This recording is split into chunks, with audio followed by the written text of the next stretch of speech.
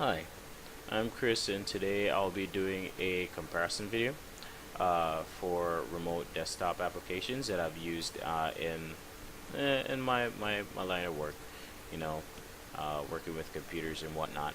So first off on our list, we'll be talking about the remote desktop connection. This is already installed to your computer, whether it be about Windows 7 all the way up to Windows 10. All you got to do pretty much to find it is click on your Windows and type remote, and there it is right there. In order to set it up, it's pretty easy. All you got to do is open your File Explorer, go to your computer, go to Properties, Advanced System Settings, and then click on Remote. Ensure that this is checked and this is also checked, and then hit OK. Next, you open up the application, which is already here. You type in the computer's name that you want to log into.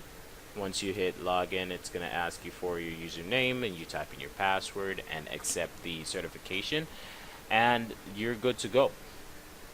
In terms of user interactivity, it's pretty easy to use, and it's something that I usually use around the house to log into my laptops and computers around the house. So it's pretty much just a local type thing, but you can always use it over the internet also.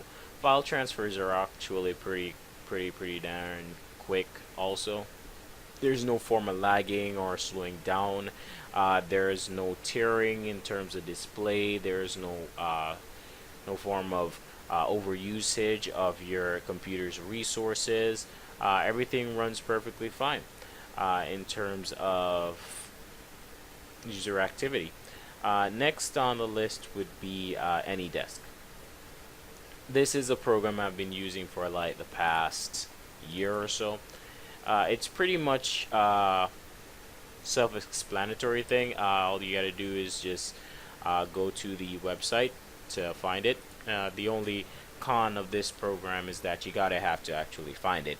So once you go to the website, and it's not really too much of a bad thing either, because it doesn't take too long to install, because it's 2.8 megs. Once it's running on your computer, you can actually run it in standalone mode, because if it is that you don't want to install it, you can always just run it as is.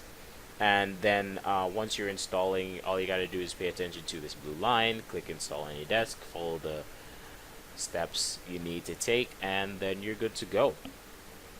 Unlike the Microsoft tool that is there, this desktop application, remote desktop connection, you do have to set up the password situation. It's not a situation where you can log into accounts. So both computers, the one that you're connecting to and the one that you're connecting from, has to have AnyDesk. So all you got to do in order to set up the accessibilities, like you got to take a snapshot of this, like a picture or something, or write it down. Then you click on the setup unattended access. You make sure this is checked, type in your password, and then you're good to log into this computer. Once you've logged into a computer, you can always just see them down here. So if it is that you're an entrepreneur that does remote technical services, you can actually just name your clientele's computers here. And if it is that you have their permission, you can log in whenever they have a problem of sorts. This seems to be a pretty light program. It doesn't have a lot of features in it. Too much to be a problem, really. So it just has all that you need to actually work. And as you can see here, you can actually connect to multiple connections. You can open up another tab. It opens up another window, but it doesn't really matter, because you can actually connect to about a lot of computers at once without eating up your computer's RAM. So now we're gonna get to the third and final application. I don't really use this one much. This is what I used to use prior to switching to AnyDesk, and it is actually TeamViewer. Whoops, my bad. And this program I've had a history with of being, first we'll start with the pros. You can connect to various computers with it. You can transfer files. You usually do the normal stuff that remote access computers can and applications can do with no real problems here. But the problems that this program has are pretty unique. First off, the download usually takes some time, but they fixed that so it doesn't really take too long to download anymore. Uh, the installation usually would take long.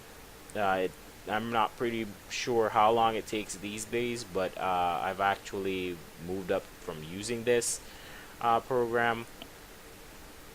It consumes about a half and sometimes a 3/4 of your RAM, so sometimes it can actually be tedious to use. Your display sometimes doesn't really work, and forward and backward compatibility doesn't work with the program. So if it is that you have an up-to-date version of any of TeamViewer, almost said AnyDesk there, of TeamViewer, and you try to connect to a previous version, it will actually not allow you to connect. Uh, and in the issue of AnyDesk, really, if it is that you're connecting to a previous build, you're able to connect to that computer and upgrade that computer. So, and this is also another, there's also another issue here. This auto updates every now and again.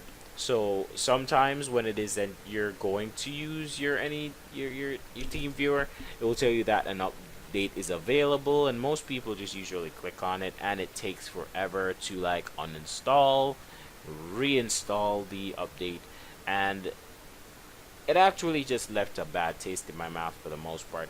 So those are my three comparisons, and well, those are my three items for comparisons, and this is where I leave you with my 2 cents.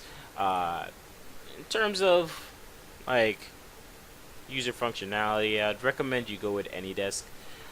It's really just a program that you use if it is that you want to connect to your home computer with no form of hassling or resource management in terms of eating off RAM and whatnot. And the remote desktop tool, this one is I usually use when I'm primarily at home to connect to multiple computers. So if it is that you like the video, please do leave a like, share, and also subscribe if you'd like for more videos such as this. Leave a comment if you want to, and as always, thank you for watching, and I'll see you guys in the